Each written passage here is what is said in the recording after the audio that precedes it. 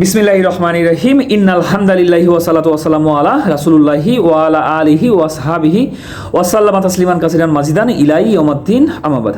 আসসালামু আলাইকুম ওয়া রাহমাতুল্লাহি ওয়া বারাকাতুহু। আল্লাহ তাআলা হজ সম্পর্কে সূরা বাকারার 197 নম্বর আয়াতে বলেছেন, হজের সময় নির্দিষ্ট মাসসমূহ, অতএব এই মাসসমূহে যে নিজের ওপর হজ আরোপ করে নিল তার জন্য হজে অশ্লীল ও পাপ কাজ এবং ঝগড়া বিবাদ বৈধ নয়। আর তোমরা ভালো কাজে যা করো আল্লাহ তা জানেন, এবং পাথেই গ্রহণ করো, নিশ্চয়ই উত্তম পাথেই তাকওয়া। আর হে বিবেক সম্পন্নগণ, তোমরা আমাকে ভয় করো। আল্লাহ তাআলা এখানে কি বলতেছেন যে হজের সময় নির্দিষ্ট মাসসমূহ বলতে শাওয়াল মাস, জিলকদ মাস এবং জিলহজ মাস, এই 3 মাসে হজ হয়ে থাকে। অতএব এই 3 মাসে যদি কেউ নিজের উপর হজ আরোপ করে নেয় তাহলে তার উপরে অশ্লীল ও পাপ কাজ এবং ঝগড়া বিবাদ বৈধ নয়। আর তোমরা ভালো কাজে যা করো আল্লাহ তা জানেন।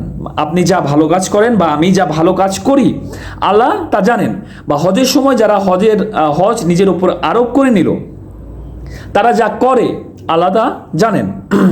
এবং পাথেই গ্রহণ করো, পাথেই বলতে অর্থ হয়তো বা হতে পারে, হজের অর্থ এটা গ্রহণ করো, নিশ্চয়ই উত্তম পাথেই তাকওয়া।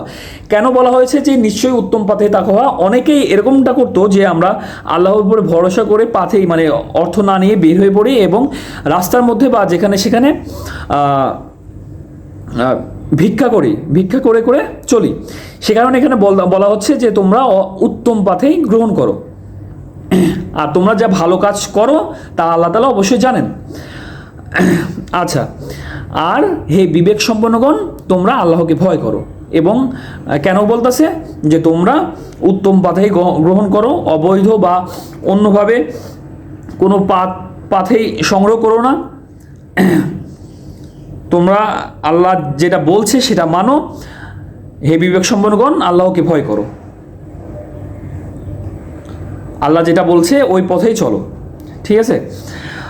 তো সবাইকে বোঝার মতো তৌফিক দান করুক এবং আল্লাহ তাআলা রাসূলের মাধ্যমে যা কিছু পাঠিয়েছে তা গ্রহণ করা এবং তার উপরে আমল করা তৌফিক দান করুক। সবাই 5 ওয়াক্ত নামাজ পড়বেন, নামাজের দাওয়াত রইল।